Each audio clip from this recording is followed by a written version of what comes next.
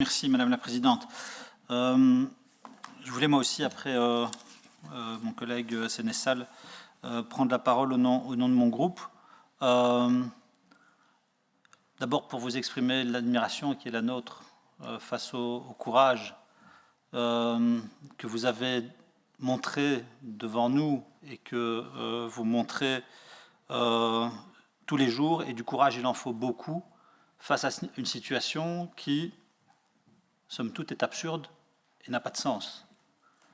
Il y a une absurdité fondamentale à voir votre frère, votre ami, prisonnier des geôles iraniennes, alors qu'il n'a rien fait. Il est prisonnier d'enjeux qui le dépassent, qui ne le concernent pas, qui vous dépassent, qui ne vous concernent pas. Et face à cette situation qui n'a aucun sens, votre combat, il prend un sens évidemment tout à fait extraordinaire, et je voudrais le souligner. On voit depuis le vote d'hier sur la résolution et les expressions des groupes aujourd'hui une forme d'unanimité qui est une unanimité que je qualifierais de morale. Moralement, nous sommes en effet tous unis derrière vous pour soutenir votre combat et obtenir la libération d'Olivier. Mais l'enjeu,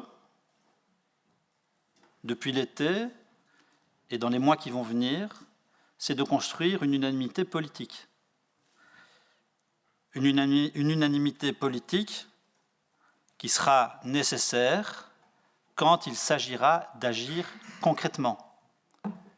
L'unanimité morale qui est la nôtre aujourd'hui, elle vient soutenir quelque part une résolution qui a une portée symbolique. Moi, j'en appelle à chacun pour construire cette unanimité politique dont on aura besoin quand il s'agira d'agir concrètement pour libérer votre frère et votre ami. Et c'est important. Je voudrais, et je m'excuse, je vais poser des questions très concrètes, puisque les témoignages de solidarité ont déjà été exprimés. Mais je voudrais revenir sur la question du traité de transfèrement, qui est aujourd'hui suspendu par la Cour constitutionnelle, et qui constituait, je pense que vous l'aviez dit, le chemin le plus court, le moyen le plus direct pour la libération d'Olivier. Je voudrais d'abord que vous puissiez aussi témoigner de la réaction qui a été la vôtre lorsque ce traité a été suspendu.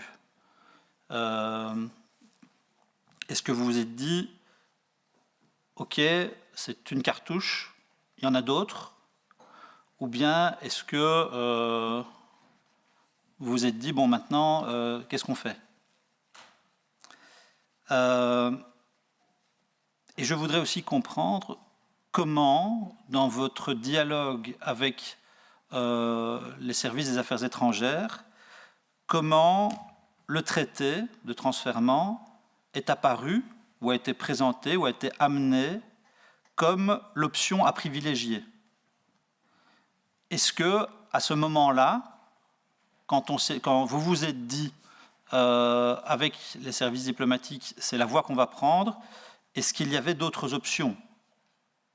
Est-ce que la voie du traité était un choix possible parmi d'autres choix, ou bien est-ce que c'était la seule option qui était présentée? Et je voudrais aussi vous demander très concrètement si le vote du traité au mois de juillet a eu un effet positif sur les conditions de détention d'Olivier Van de Castel à l'époque. Je m'excuse d'être aussi prosaïque, entre guillemets, dans un moment de gravité comme celui que constitue votre témoignage, mais ces questions sont importantes pour moi dans mon appréciation du dossier et du travail qui reste à faire sur le dossier. Mais en tout cas, soyez certains d'une chose, c'est évidemment notre soutien total pour un objectif, la libération d'Olivier.